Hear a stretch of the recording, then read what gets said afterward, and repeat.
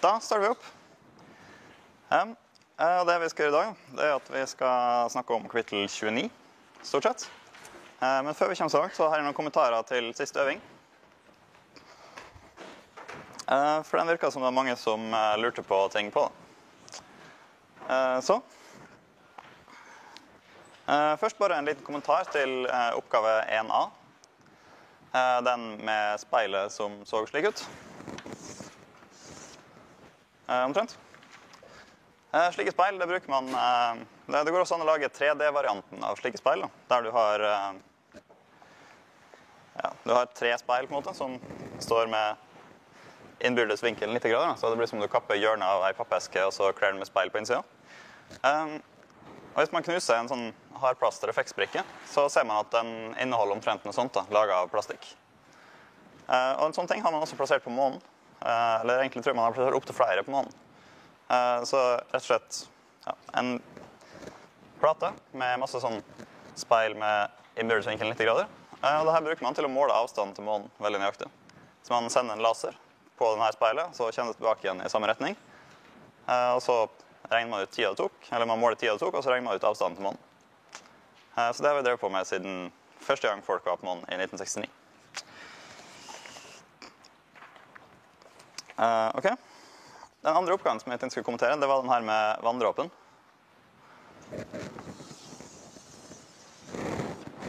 Der har vi altså en vanndråpe, slik som her. Og så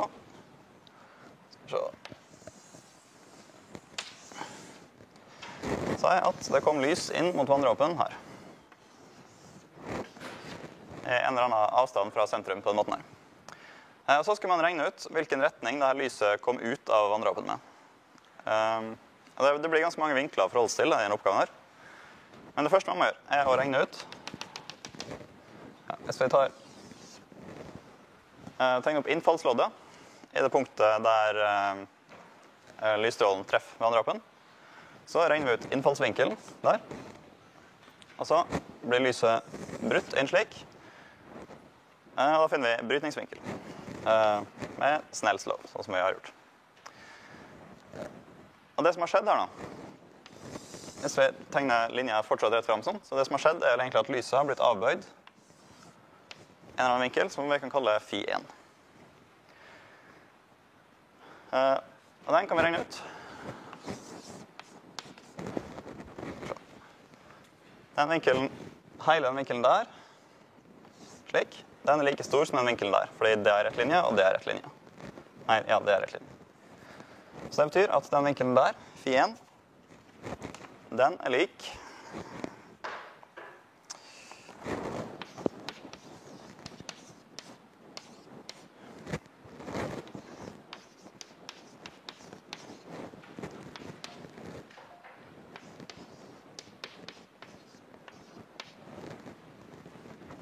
den vinkelen der er lik 18,49 grader. Så lyset har blitt avbøyd med en vinkel på 18,49 grader. Så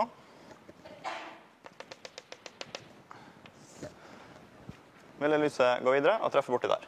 Og da vil noe av lyset bli reflektert inn igjen i vanndråpen, og noe vil gå ut av vanndråpen der. Men det var det som ble reflektert vi var interessert i. Og da er det slik at den vinkelen der vil være like stor som den vinkelen der. Det er kanskje ikke helt åpenbart, og det er sikkert litt innviklet å vise, men det er altså slik at hvis du har en sirkel, en faktisk sirkel, og så trekker man en rett linje gjennom, så vil den vinkelen der, og den vinkelen der, den vil alltid være like, fordi en sirkel er symmetrisk. Ja, som sagt, det er litt intrikat å vise, og det kunne sikkert en matematiker holdt på med i mange dager, men slik er det. Og det bruker vi her da. Det betyr at den vinkelen der er like stor som den vinkelen der. Og så videre, så er det slik at her så adlyder lyset refleksjonsloven, som betyr at den vinkelen der, den vil også være lik den vinkelen der, fordi lyset blir reflektert med samme vinkel som det kommer inn med. Skal vi se. Og hvis vi ser en gang til da, hvis jeg tegner, det blir en veldig stygg figur i skart, men hvis jeg tegner den linja som går rett frem der, sånn, så har vi den vinkelen der, som vi kan kalle Φ 2. Og den er da lik 180 grader, som er hele det her, minus de to vinklene her.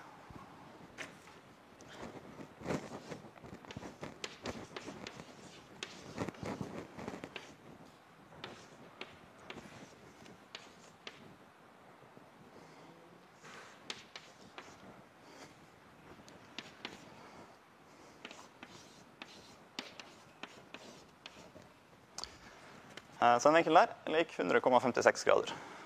Så når lyset blir reflektert her, så blir det avbøyd en vinkel 100,56 grader. Så går lyset videre nedover hit, der det treffer en gang til.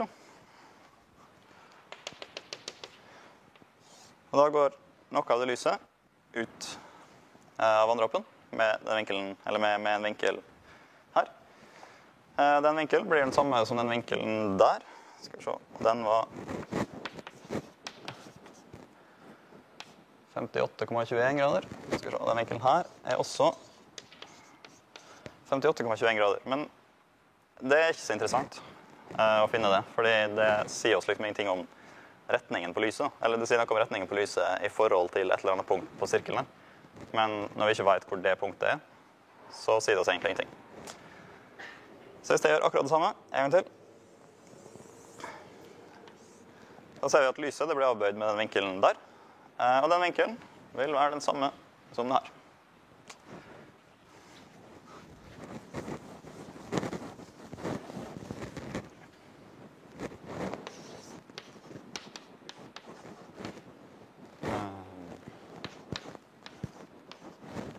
Så jeg kaller den vinkelen Φ 3. Så er den også 18,49 grader. Så med andre ord, lyset har blitt avbøyd her 3 ganger. En gang der, en gang der, og en gang der. Og det har til sammen blitt avbøyd en vinkel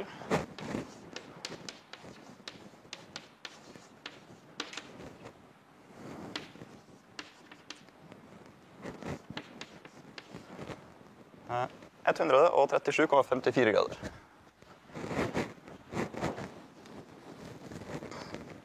Så lyset kom inn slik, i en retning her. Og så etter at det har vært gjennom intern refleksjon i vanndråpen, så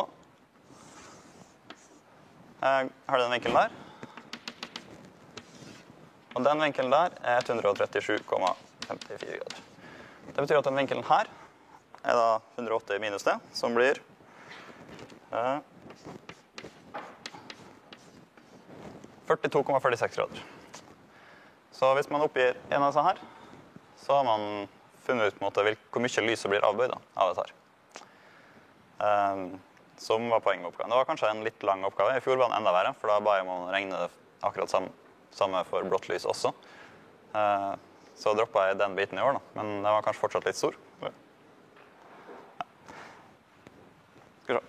Og så, hvis man gjorde det samme for blått lys, da, så vil man finne ut at det ble litt mer avbøyd der, og gikk med en litt annen vinkel sånn, og så kom det ut med en litt annen vinkel sånn, hvis jeg ikke husker feil. Jo. Ikke så overdrevet som der, men litt nærmere X-aksen enn den andre. Skal vi se, den der var 42, og for blått lys så ble det 40,1 eller annet. Det som er poenget med det her, det er at det er slik regnbuen oppstår da.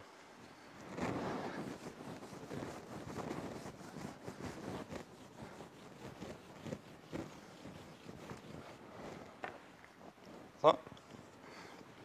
Hvis vi står der, det her er en person, og så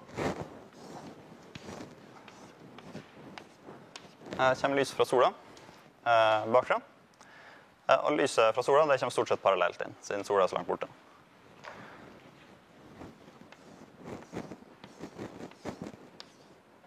Så er det masse vanndråper i lufta. Skal vi se hvis det finner farget kritt da, kanskje.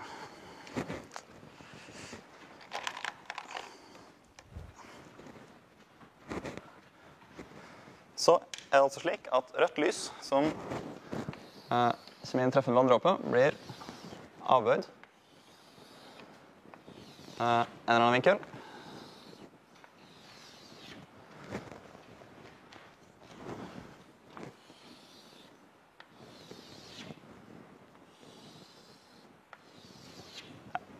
Så omtrent sånn som her. Mens blått lys blir avbøyd en litt annen vinkel.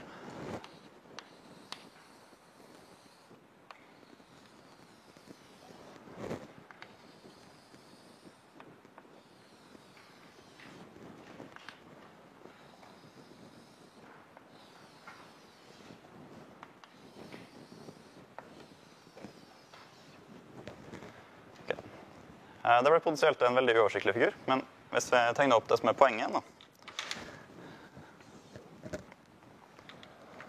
så ser vi at det ser ut som at det blå lyset kommer fra en vanndråpe sånn, og så ser det ut som det røde lyset kommer fra en vanndråpe litt høyere opp. Så det er her som slik regnbuen blir dannet, at det ser ut som, eller at lyset kommer fra, at lyset blir avbøyd med forskjellige vinkler. Det er opphavet til regnbuen. Og så kan man spørre da, hva det som skjer hvis lyset treffer vanndråpen med en annen avstand fra sentrum enn akkurat det her? For det gjør det jo. Jeg skal bare forklare ferdig det her. Ja, hvis lyset treffer med en annen vinkel, eller med en annen avstand her, så vil det jo ende opp med å komme ut med en annen vinkel her. Men det viser seg, hvis man regner detaljert på det her, at cirka den avstanden her gir den største intensiteten. Så derfor ser vi regnbuen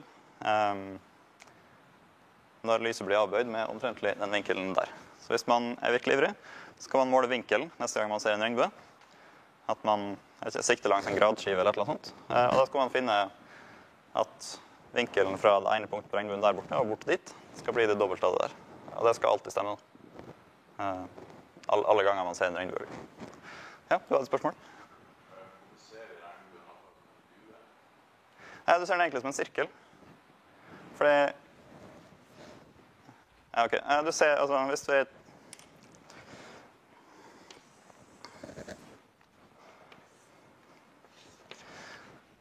Du ser... Hvis du står med ryggen mot sola, så ser du rett frem, så ser du til siden med den vinkelen der, så vil du se regnbuen. Men det gjelder jo også hvis du ser opp, eller for den saks skyld hvis du ser ned. Problemet hvis du ser ned, og der bakken i veien vanligvis.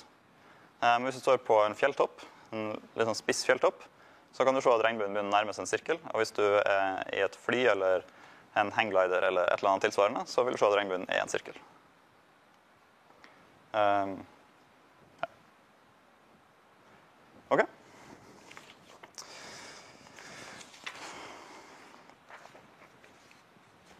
Ja. Skal vi se. Ja, så har jeg en liten kommentar til den siste oppgave også. Det var den der vi skulle se på lys som ble absorbert av jorda, og så sender jorda ut igjen stråling fordi den har temperatur og så videre. Da var det noen som lurte på hvorfor man skulle regne med tverrsnittet av jorda i det ene tilfellet, og overflatearealet av jorda i det andre tilfellet. Grunnen til det da, altså, vi har jorda slik som her, og så kommer lyset inn fra sola, og lyset fra sola det treffer jo for så vidt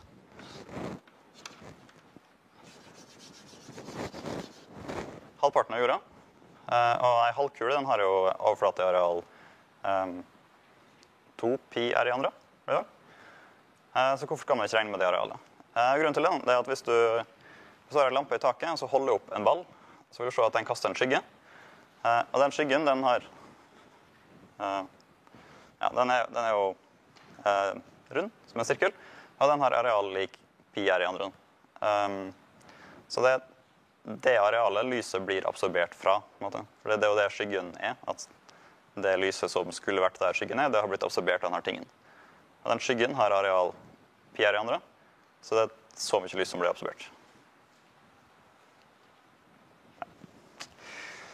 Yes.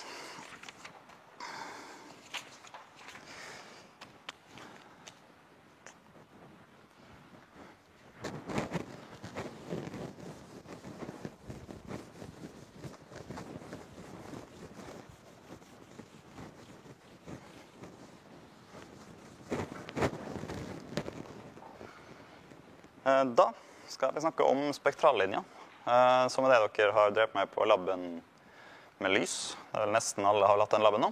Siste folka skal ha den i dag.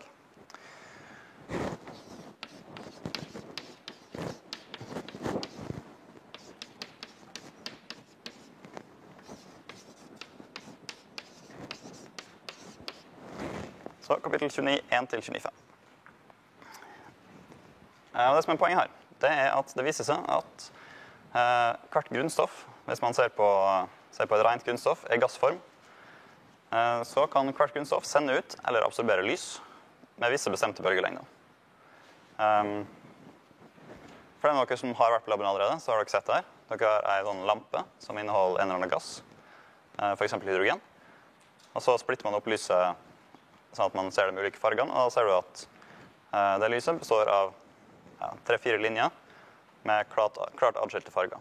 Og klart adskilte farger betyr klart adskilte bølgelengder. Så det sender ut lys med et veldig smalt område bølgelengder.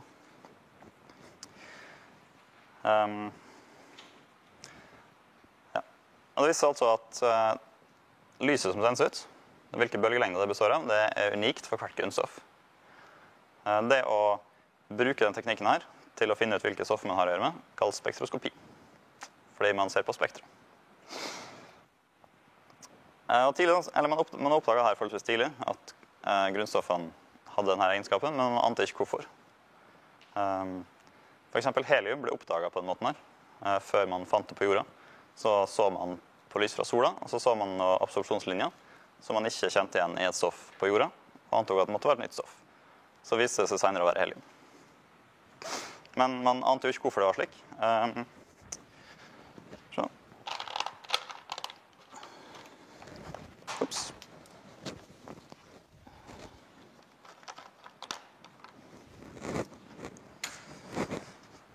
Man ante altså ikke hvorfor det var slik, bare at det var slik. Men man har studert det her ganske nøye. Så for eksempel hydrogen da.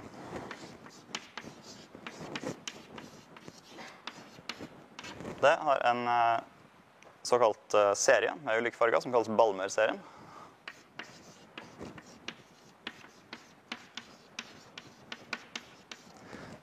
Og det er det man ser da, når man gjør dette nå med hydrogen. Det som dere har sett på laben. Da, hvis jeg kanskje skal ty til fargekritt igjen, så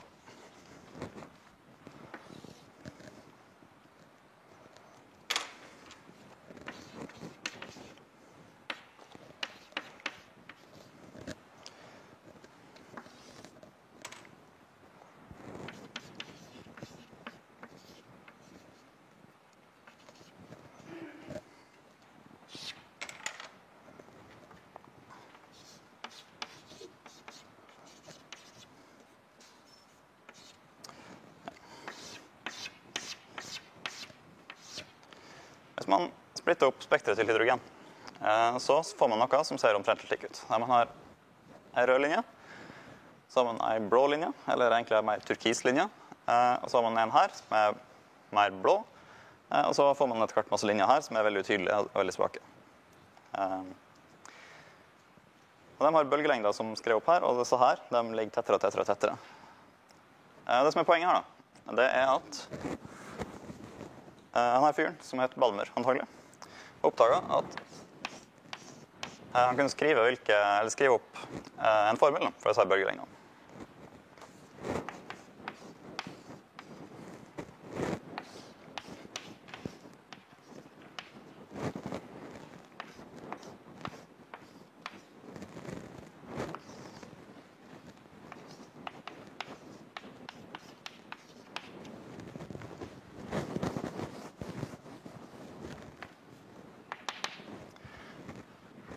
Han kan skrive opp den formelen her for en over bølgelengden, og når han satte inn tall her, n, fra 3 og oppover, hele tall, så fikk han ut den bølgelengden som man kunne finne igjen i hydrogenspektret. Den R-en her kalles Rydberg-konstanten.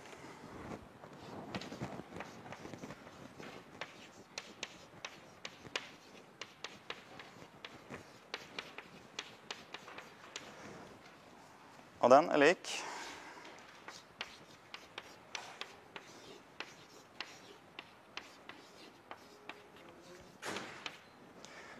1,096 ganger 10 i 7 per meter. Og det her funket fint da, bare at man ante ikke hvor det kom fra. Og det er jo litt utilfredsstillende når man driver med vitenskap, at man vet hvordan noe er, men ikke hvorfor det er slik.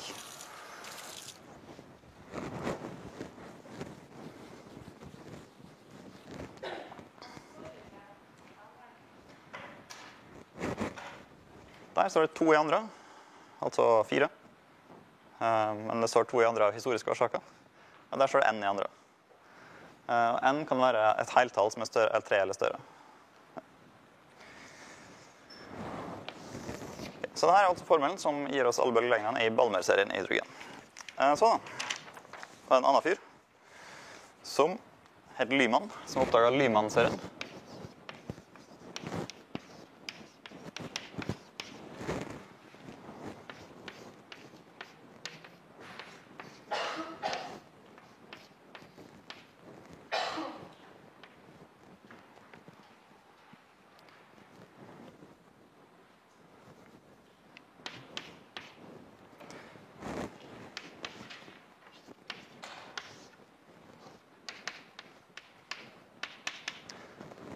Lyman-serien som ser slik ut, så nesten likedan, bare at her står det 1 i stedet for 4. Og n kan være et heltall som er 2 eller større. Hvis man regner ut disse bølgelengdene her, så finner man ut at de ligger i det ultrafiolette området. Og det er grunnen til at man oppdager dem senere, fordi de er jo ikke synlige, så man måtte måle litt nøyere. Og det finnes flere slike serier, der forskjellen er hvilket tall man setter inn her. Så generelt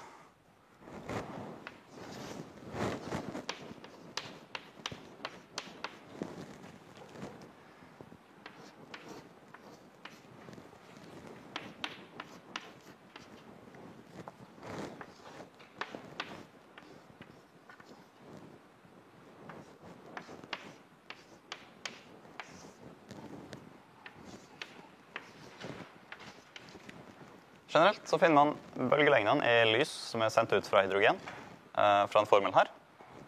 Der N2 og N1 er hele tall, og N1 skal være større enn N2. Og det viser seg at dette gir alle mulige bølgelengder man kan få fra hydrogen.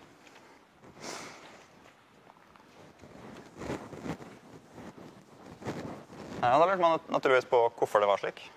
For det visste man ikke. Dette var jo på slutten av 1800-tallet som omtrentlig, eller i løpet av 1800-tallet, før man egentlig visste hvordan atomer funket.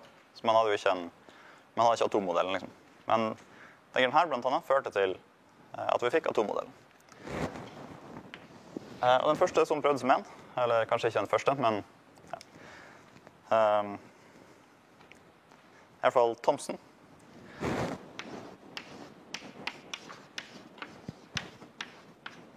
Han oppdaget elektroner i 1896, eller noe sånt. Oppdaget at elektroner var en liten partikkel. En partikkel med forholdsvis liten masse med negativ ladning. Og dette inspirerte han til å komme med atommodellen sin, som er den som kalles rosinbollemodellen. Der man så for seg at atomet bestod av en slags sky av positiv ladning med noen elektroner innimellom, som gjorde at det totalt sett ble nøytralt.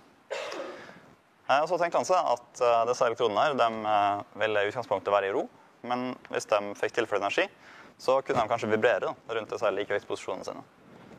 Og så kunne de kanskje da sende ut lys fordi de vibrerte. Men det funket ikke da, viste det seg.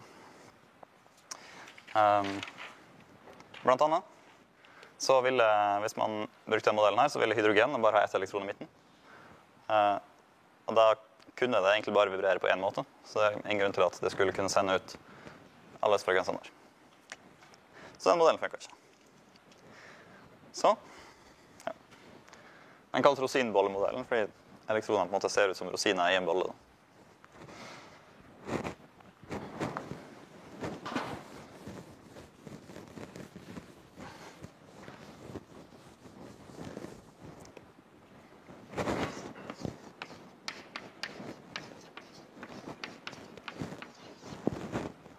Så kom Rutherford og begynte å gjøre eksperimenter. Han kom opp med en bedre modell da, etter at han hadde gjort sine eksperimenter.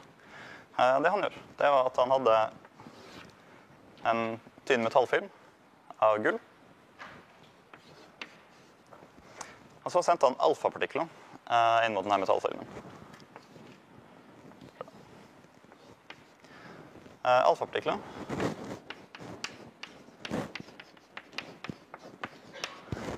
det er det samme som en heliumkjerne, så det består altså av 2 protoner og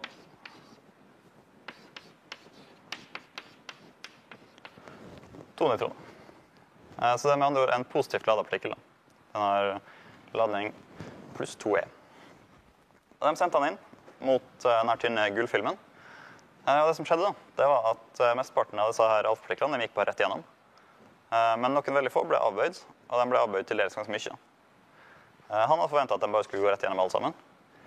Men, skal jeg vise tegne...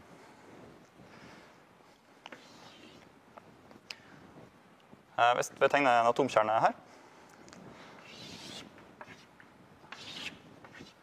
så var det slik at de fleste partiklene han sendte inn, de gikk bare rett frem. Men de som kom tilstrekkelig nært en atomkjerne, de ble veldig avbøyd. Og enkelte ble egentlig avbøyd sånn at de kom rett tilbake. Fordi atomkjernen er jo stor og positivt ladet, og han sender inn positive partikler, så de frastøtes av atomkjernen. Og fra det her da, at mesteparten av partiklene gikk rett frem, mens noen få ble veldig avbøyd, kunne han komme frem til at atomet består av en liten tung ting med positiv ladning, og en diffus sky av negativ ladning rundt. Og det er jo mer eller mindre slik som atommodellen er i dag, at du har kjernen som er liten, og som sitter i midten av atomet, som er av den cirka kanskje en tusendel av atomets størrelse i utstrekning. Så har du en slags elektronsky rundt det, som er mer diffus. Og denne elektronskya vil ikke vesentlig påvirke slik partikler som er, fordi de er så mye tyngre. En alfapartikkel er noe sånn som 8000 ganger tyngre enn et elektron, så om den treffer et elektron, så spiller det liksom ingen rolle, den fortsetter bare rett frem. Mens hvis den treffer en kjerne, så blir den veldig avbøyd. Så da fikk vi den atommodellen som vi mer eller mindre har i dag.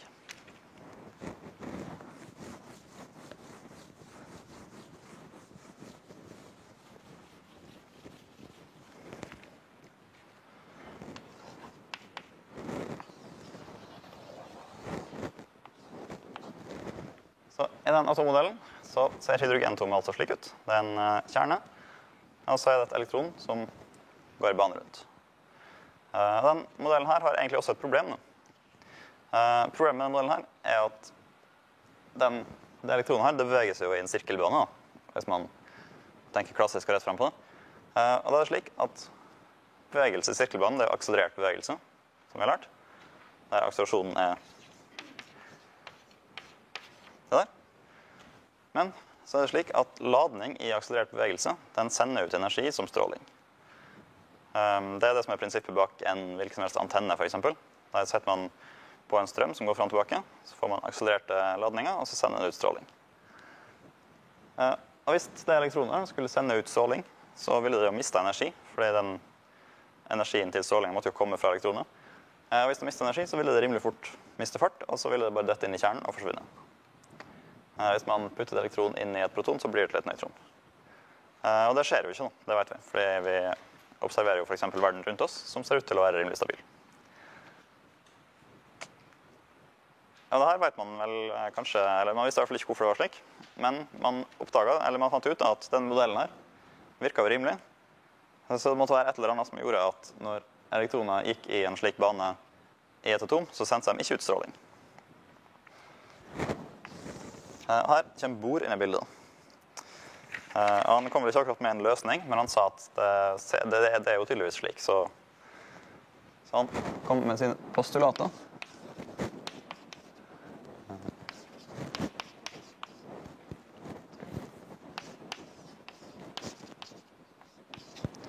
Bohrs postulater, som sier. Ja. De er egentlig litt lengre, men jeg skriver dem opp i forkortet form.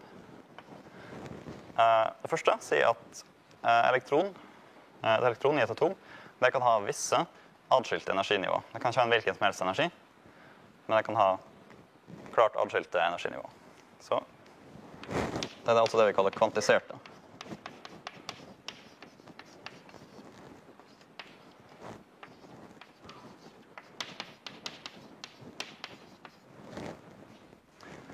Så elektronen i et atom har kvantiserte energinivå.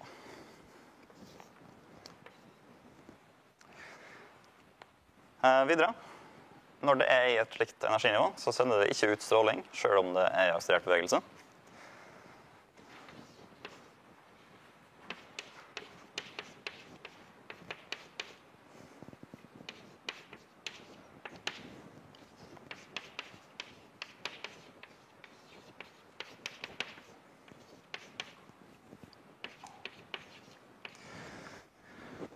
Det stråler ikke når det er en stasjonær tilstand. Altså når det er i et sånt energinivå, så sender det ikke ut noe stråling. Og så sa han videre at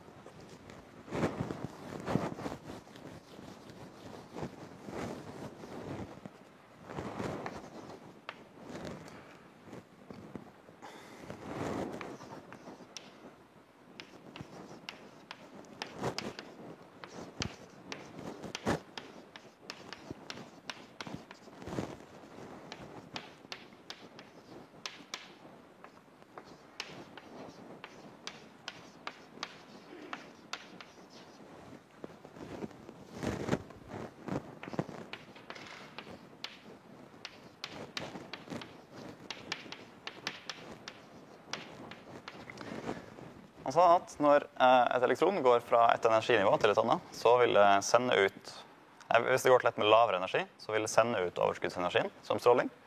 Hvis det går til et med høyere energi, så må det absorbere den energien fra stråling for å kunne øke energien sin.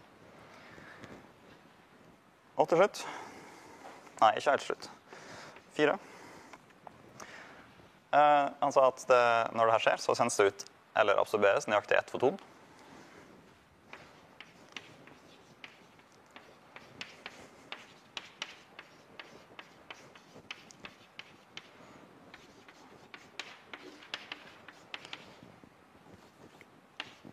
Et foton var en lyspartikkel, husker jeg.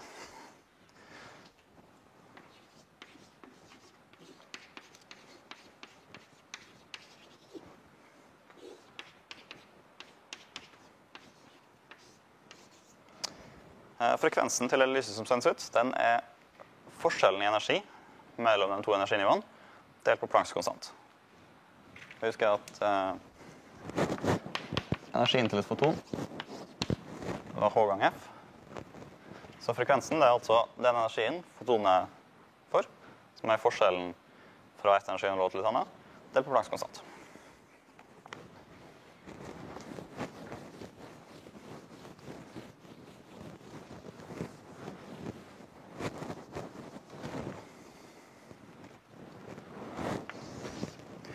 Og så til slutt så sa han at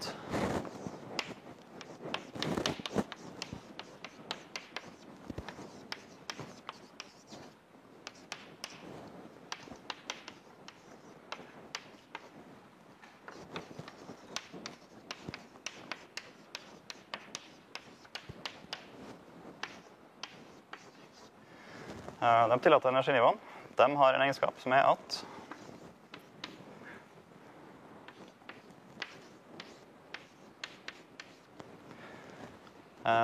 L, som er det vi kaller banedreiimpulsen, eller banedreiemomentet, det er et eller annet heltall.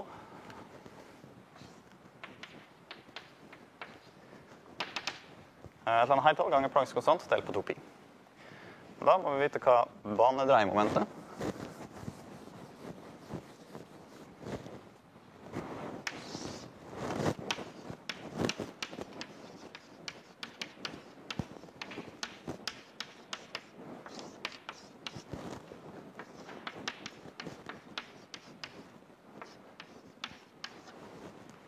Banedreiemomentet til en ting som går i sirkelbane, det er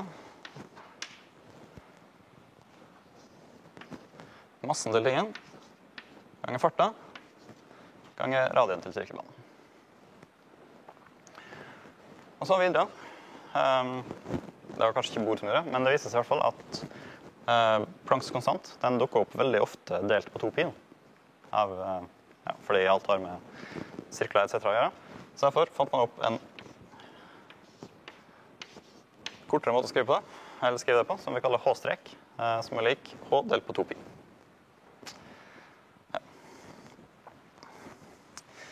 Okay, så det her da. Det var altså situasjonen ved begynnelsen av århundret. At man hadde oppdaget at at atomet oppførte seg eller så omtrent sånn ut, og at det kunne sende ut og absorbere visse energi av fotoner. Og så hadde Bohr postulert disse tingene her nå. Og det var det. Og så kan man begynne å regne på det, og det gjorde vel for så vidt også Bohr, sikkert, etter hvert.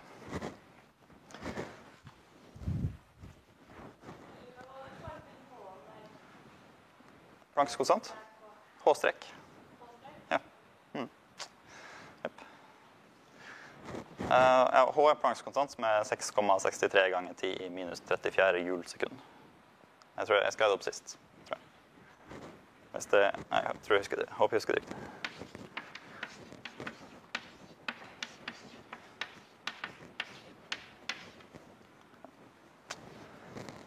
Og man kan for så vidt vise at det her har også enheter joule-sekund.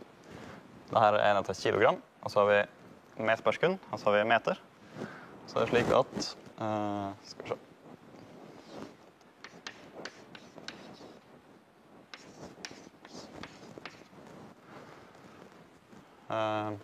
En joule er lik det der. Så det der ganger med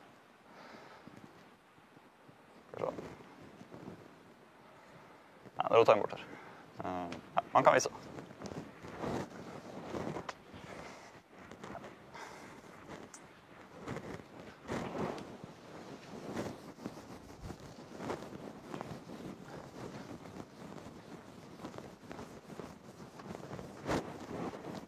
Ok, det vi skal gjøre da, er å bruke det her til å regne ut og komme frem til den formelen som vi så tidligere for de utsendte bølgelengdene til hydrogen. Grunnen til at vi gjør alt det her for hydrogen er at hydrogen er et veldig enkelt og fint atom som har en positiv ting og en negativ ting. Med en gang vi begynner å se på større atomer, så har de flere elektroner som frastøter hverandre, og da blir det bare rot. Så blir det mye mer komplisert. Ok.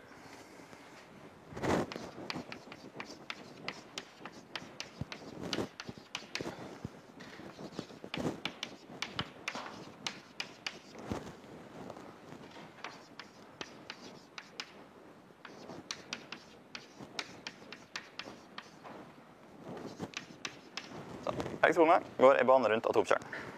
Vi antar at det går i en fin sirkelbane. Da har vi at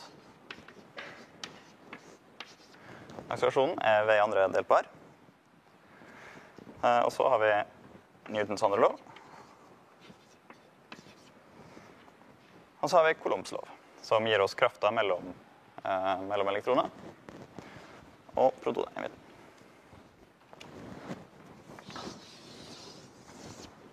Så hvis vi setter opp det her, så får vi at det her er krafta som virker på elektroner. Det er akselerasjonen ganger massen. Og den krafta, den må være lik det vi får fra Coulombs lov, som er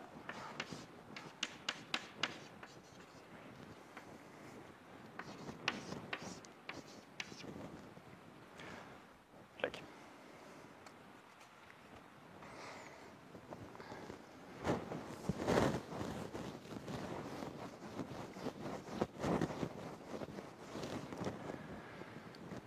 Og så hadde vi at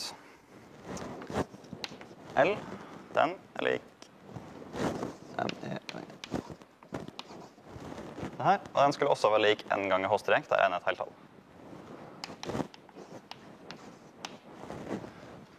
Så med andre ord, farta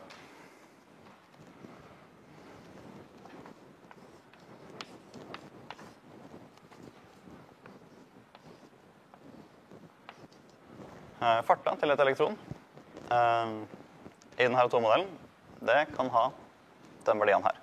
Det er her, altså baneradien, og det her er massen til elektronet. Og det er et heltall, og det er Plancks konstant.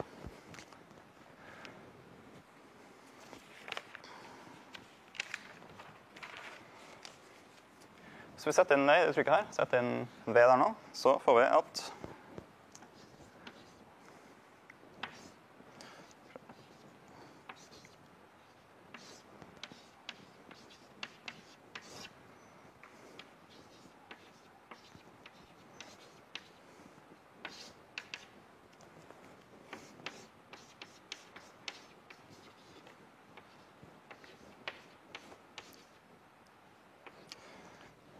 får vi det her. Her er bare satt inn det uttrykket der, her nå.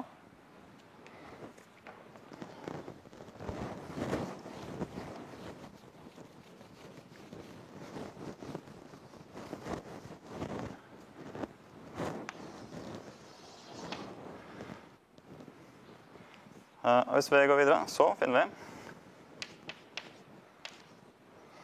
kan vi finne et uttrykk for R.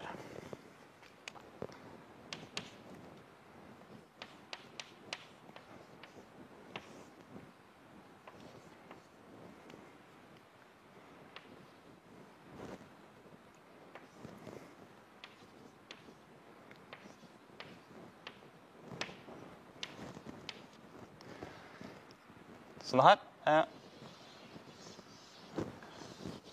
den mulige baneradioen vi kan ha i den enkle Bohr-modellen av hydrogenatomet. Så vi kan ha den konstanten her, ganger med n i andre, der n altså er et heltall.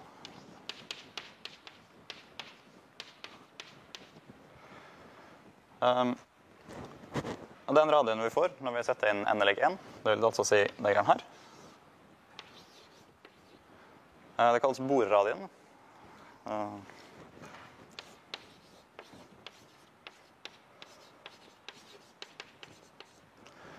Og den er lik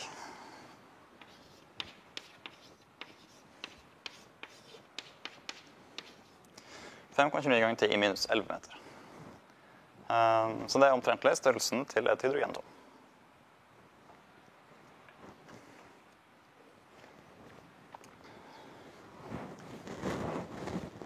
Ja, jeg tror det passer at vi tar et kort pause der. Så fortsetter vi i neste time.